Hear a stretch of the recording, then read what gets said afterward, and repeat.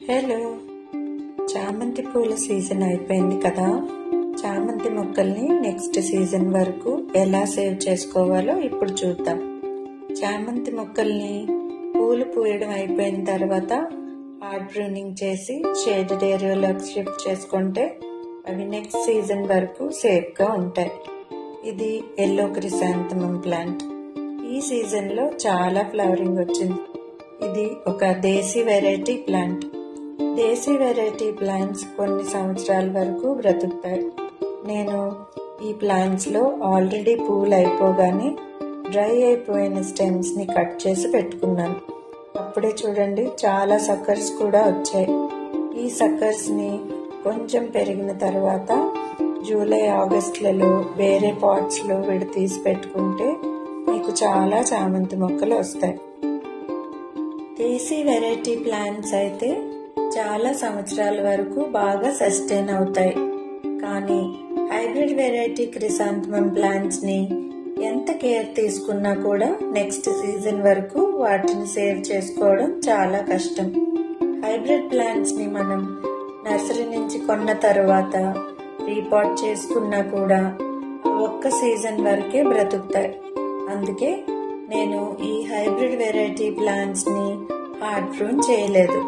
Once మనం hard prune చేస్తే వాటిని కంపల్సరీగా షేడెడ్ ఏరియాలోకి షిఫ్ట్ చేయాలి. నాకు టెర్రస్ మీద షేడెడ్ ఏరియా అవైలబుల్ గా లేదు. అందుకే నేను వీటిని అలాగే వదిలేశాను. మనం ప్రూన్ చేయకపోయినా కూడా హైబ్రిడ్ ప్లాంట్స్ లో ఫ్లవరింగ్ అయిపోయిన తర్వాత సక్కర్స్ వస్తాయి.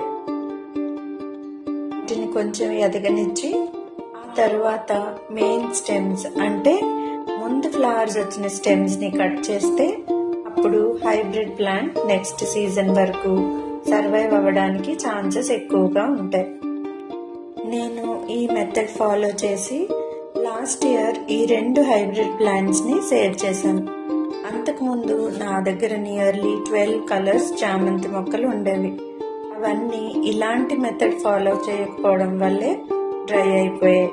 ఈ మెథడ్ నాకు చాలా హెల్ప్ అయింది. మీరు కూడా ఒకసారి ట్రై చేయండి.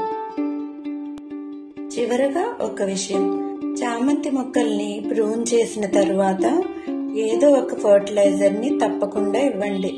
ఫ్లవరింగ్ వల్ల వాటి ఎనర్జీ అంతా ఎగ్జాస్ట్ అయిపోతుంది కాబట్టి మీరు ఫర్టిలైజర్ ఇస్తే అవి నెక్స్ట్ సీజన్ కి రెన్యూ అవుతాయి. హార్డ్ ప్రూన్ చేయకపోయినా హైబ్రిడ్ ప్లాంట్స్ కి కూడా ఫర్టిలైజ్ చేయండి.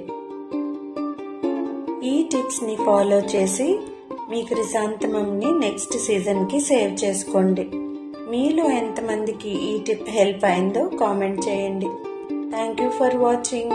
Happy gardening.